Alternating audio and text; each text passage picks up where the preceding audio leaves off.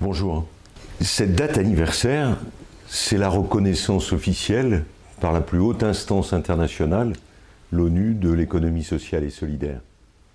Rappelons peut-être ce qu'est cette économie sociale, solidaire.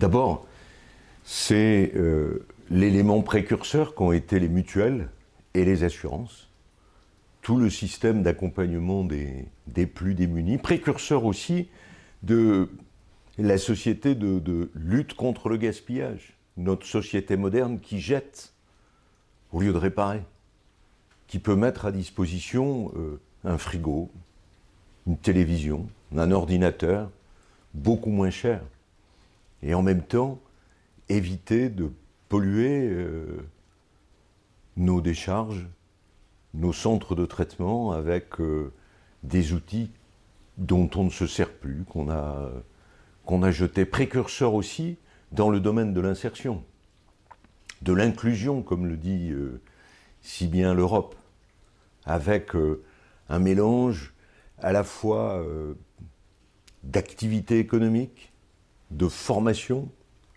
et en même temps, par exemple, de déconstruction et de recyclage des cellules photovoltaïques pour y récupérer les métaux rares dont nous avons besoin pour notre société. Bref, l'économie sociale et solidaire, c'est aussi l'innovation qui peut se développer ensuite dans un secteur privé classique.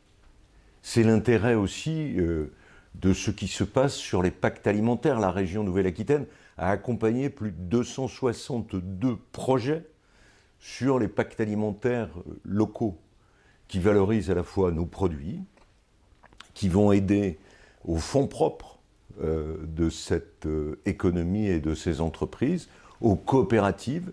C'est dans le cadre de la transition agroécologique, l'accompagnement des coopératives d'utilisation plurielle de matériel agricole, des CUMA, permettant d'adapter les outils pour se sortir des phytosanitaires, des pesticides issus de fossiles.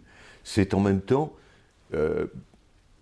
préserver et le revenu et le respect des agriculteurs dans des démarches extrêmement efficaces sur à la fois la proximité et la qualité. Domaine très vaste, porteur de sens, porteur aussi d'espoir et d'innovation dans l'organisation économique de notre futur.